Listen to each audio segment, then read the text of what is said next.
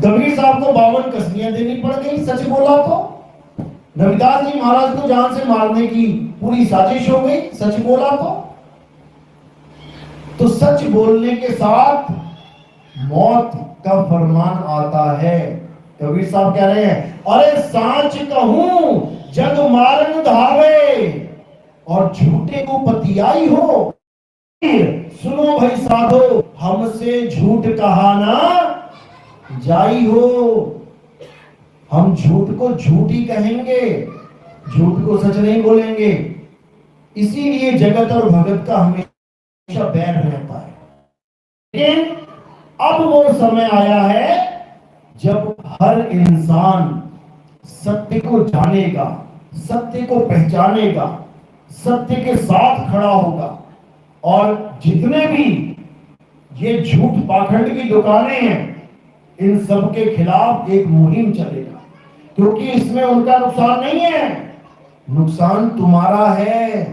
ये इंसानी जन्म सत्य की प्राप्ति के लिए मिला है, झूठ की प्राप्ति के लिए नहीं। अगर ये इंसान जन्म छूट गया एक बार भी तो 184 में जाना पड़ेगा। कुत्ता, बिल्ली, हाथी, घोड़ा, मच्छर, मक्खी, कॉकरोच, खटमल बनना पड़ेगा। तुम्हारी नाक पे मक्खी बैठ जाती है, कितनी देर तक बैठे रहने देते हो कि चल आइए बैठिए, चल आराम करके चली जाना 5 मिनट बाद। जैसी मक्खी नाक पे बैठी एकदम उड़ा लोगे, वही चूने मिलेंगे तुम्हें भी, लोगों के नाक पे बैठोगे 2 मिनट में उड़ा दिए जाओगे। और कहो किसी के पास इलेक्ट्रॉनिक रॉकेट हो, वो बस एक ही बार में कांड कर देगा। तो इसीलिए अब समय आ गया है अपने आत्म का, अब आत्मा को जानने का समय आ गया है। बहुत पूज लिए पत्थर, बहुत पूज लिए मजारे, बहुत पूज लिए तीर्थ व्रत, बहुत कर लिए। अब आत्म ज्ञानी बनना है। आत्म ज्ञानी, आत्म ज्ञान का मतलब क्या होता है समझ लो। आत्म ज्ञान का होता है कि तुम किसी और की पूजा करो, किसी भगवान की पूजा करो, बिल्कुल नहीं। जैसे तुम लिखते हो आत्म कथा, उस कथा में केवल तुम्हारा जिक्र होता है। मैं अपनी कथा लिखूं तो आत्म कथा कहलाती है। आत्म हत्या में किसी और की हत्या नहीं की जाती। किसकी की जाती है? खुद की। आत्म रक्षा, आत्म रक्षा में किसी और की रक्षा नहीं की जाती। किसकी की जाती है? खुद की। आत्म कल्याण, किसका कल्याण होता है?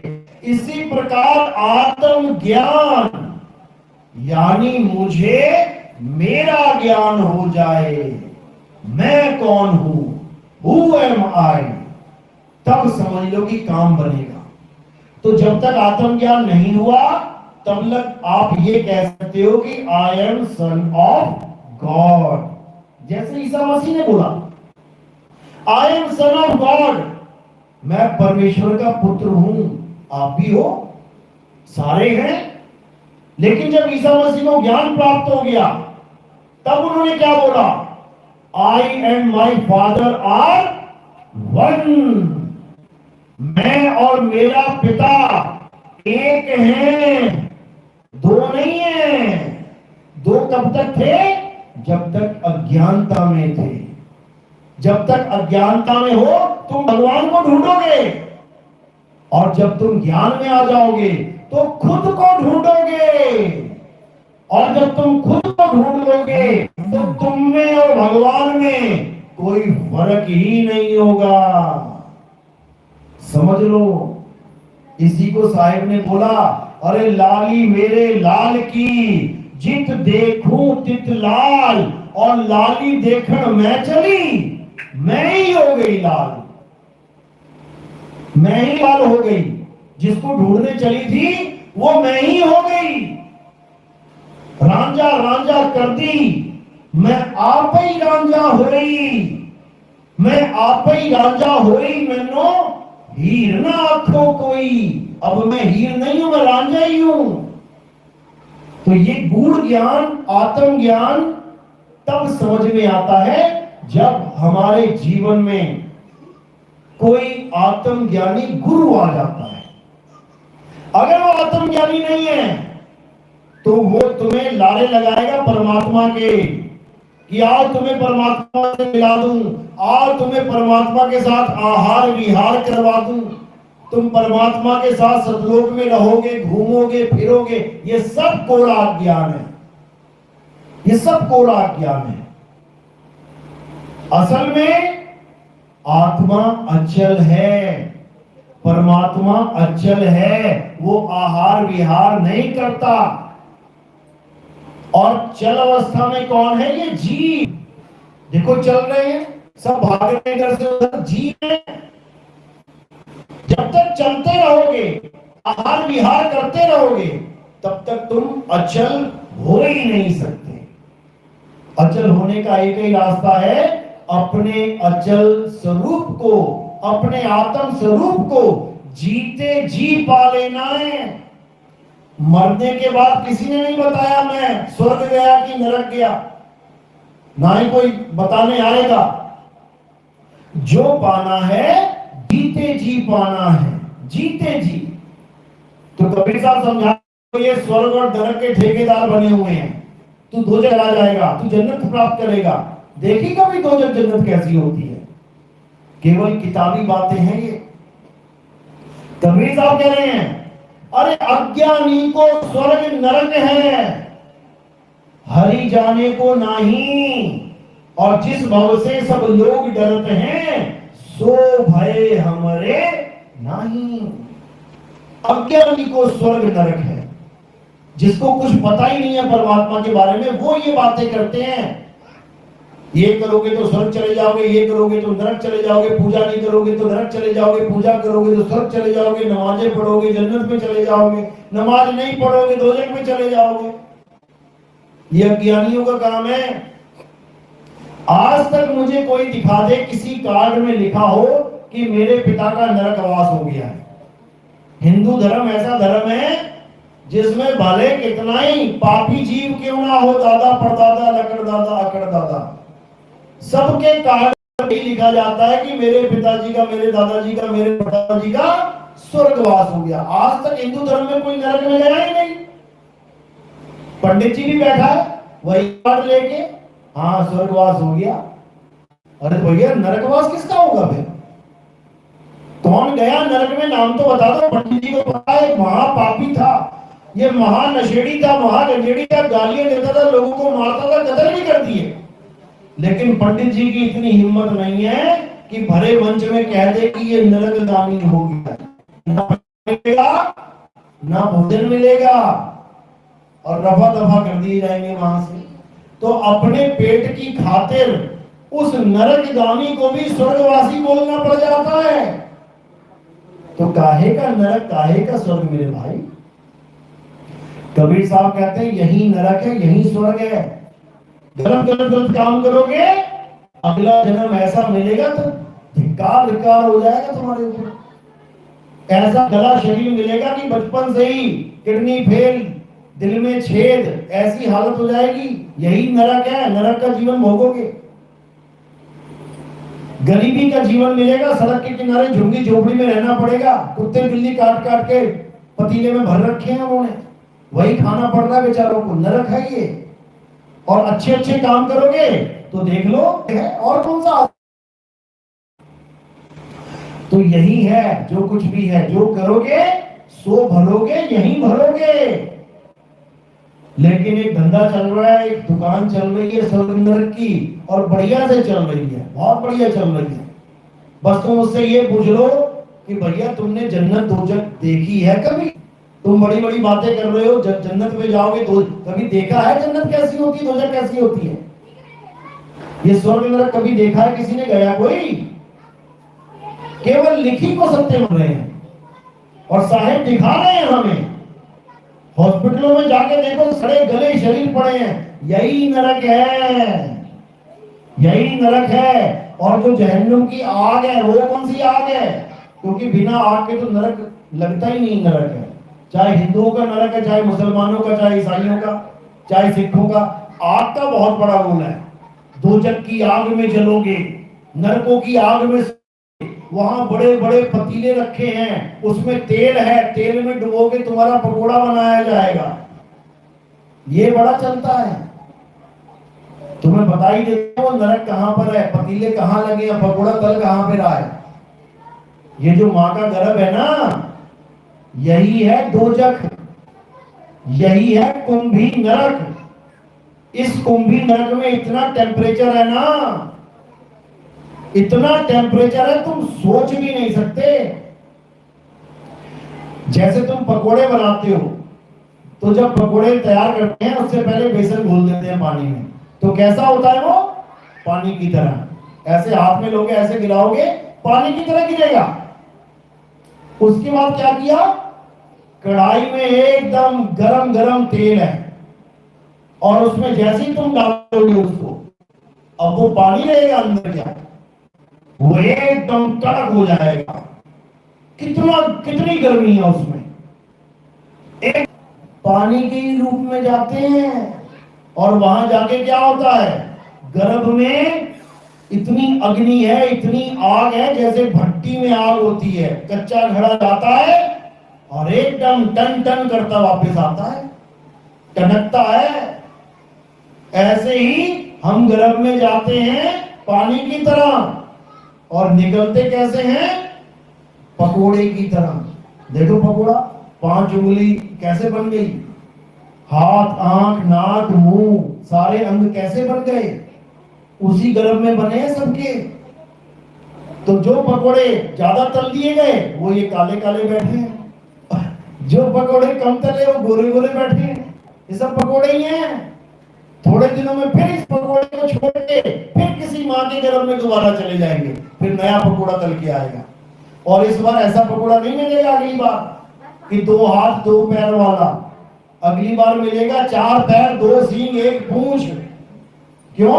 क्योंकि मां ही बदल जाएगी तुम्हारी मां बदल जाएगी। आज तुम्हें 2 हाथ 2 पैर मिले हैं क्योंकि तुम्हारी मां के 2। अब जब गाय के गर्भ में चले गए, सूरी के गर्भ में चले गए, कुतिया के गर्भ में चले गए, तो बिल्कुल अपनी मां जैसे निकलोगे बन के, क्योंकि वहां पे सांचा ऐसा ही लगा है। जो सांचा होता है ना, सांचे में जैसा लोहा डालोगे, गीला गीला तैरता हुआ, वो सांचा बिल्कुल वैसा ही बना के दे देगा तुम्हें। ऐसे ही हर गर्भ में सांचा लगा हुआ है, उसमें जाते ही प्रकृति अपना काम शुरू कर देती है। बिल्कुल प्रोडक्ट वैसा ही निकालती है जैसी मां वैसा बेटा। इतनी परफेक्ट फैक्ट्री लगा रखी है गर्भजून में, लेकिन किसी को समझ में ही नहीं आ रहा कि ये हो क्या रहा है हमारे साथ। हम आ कहां से गए यार? मैं इस दुनिया में क्यों आ गया? क्या काम था? इतना क्या जरूरी काम था जो मुझे दुनिया में भेज दिया? मेरे बिना क्या सड़क नहीं चल रही? मेरे बिना क्या लोग पढ़ नहीं पा रहे? मेरे बिना क्या लोग कहीं जा नहीं पा रहे? मैं क्यों आ गया इस दुनिया में? क्या काम है मेरा?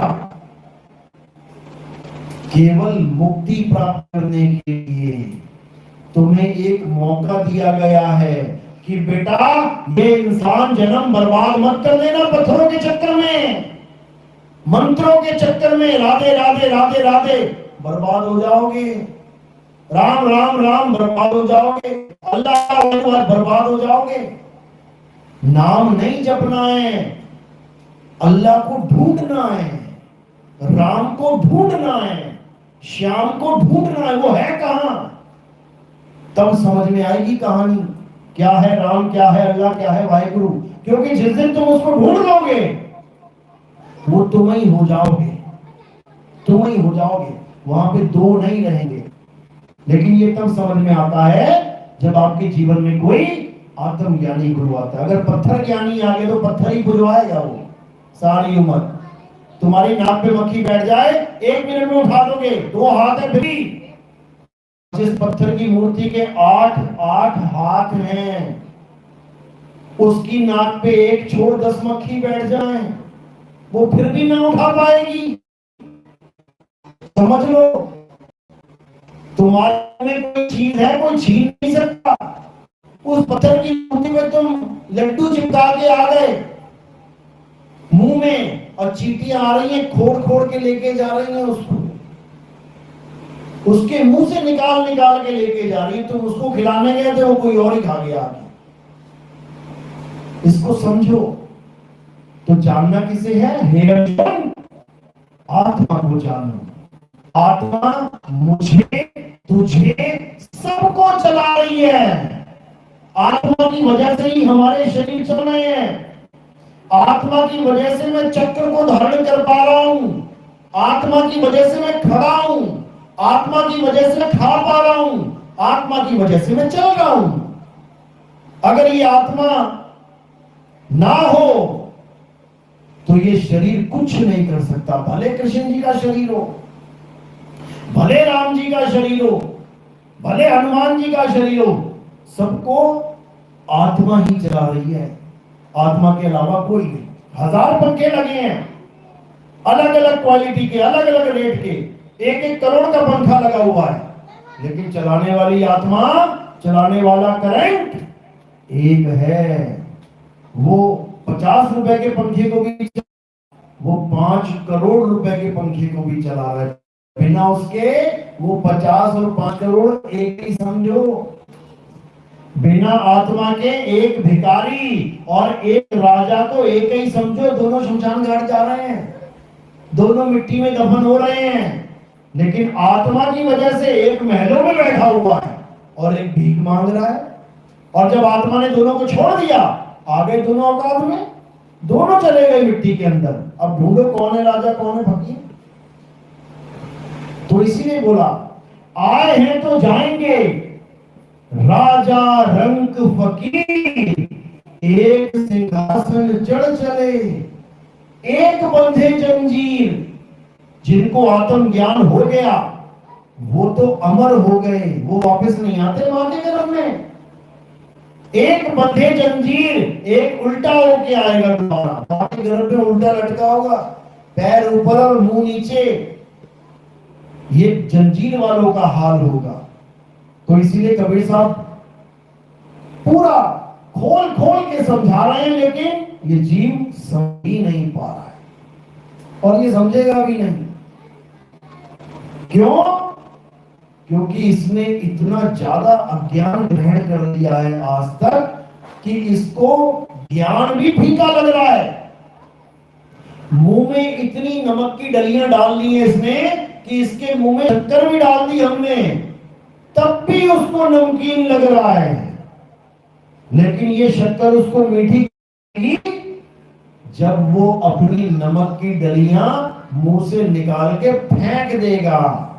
उसके बाद जब वो शक्कर खाएगा तो निहाल हो जाएगा। इसलिए ये आत्मज्ञान उसको नीरस लगता है, उसको बिल्कुल बेकार लगता है जो नमक की डली खा के बैठा, यानी जो काया में इतना ज्यादा रमा हुआ है जिसको काया के बिना कुछ दिखता ही नहीं है, उसके लिए आत्मज्ञान कोई काम का ही नहीं है। लेकिन जो विवेकी हंस है, जो सूझवान इंसान है, जो बुद्धिमान इंसान है, वो आत्मा के ज्ञान को ही ढूंढता है। क्योंकि उसको पता है कि जो पूजा कर रहा है और जिसकी कर रहा है, दोनों ही शरीर नाशवान हैं। राम को पूजने वाले भी चले गए और जिसकी पूजा करते थे वो राम जी, वो भी चले गए। लेकिन आज भी वो आत्मा है, थी और सदा रहेगी। वो कभी नहीं आती जाती, वो सदा रहेगी। उसकी पूजा करनी है, उसको जानना है, और वो गुप्त विधि केवल गुरु से प्राप्त होती है। गुरु वो नहीं होता जो नाम देता है, राधे राधे जप लो, राम राम। आजकल यूट्यूब भरा पड़ा है, टीवी भरा पड़ा है, मंत्र लो मंत्र लो मंत्र लो। मंत्र देने वाला गुरु सतगुरु नहीं होता, आत्म ज्ञान देने वाला गुरु सतगुरु होता है। तत्व को दर्शाने वाला गुरु तत्वदर्शी होता है। इसीलिए अध्याय 4 34वें श्लोक में यही बोला गया है कि हे अर्जुन, जो आत्मा का ज्ञान मैं तुम्हें समझा रहा हूं, अगर तुम इस आत्मा के ज्ञान को प्राप्त करना चाहते हो तो तुम ऐसे संत की शरण में जाओ, ऐसे गुरु की शरण में जाओ जिसने उस सत्य तत्व यानी आत्मा का ज्ञान प्राप्त कर लिया है।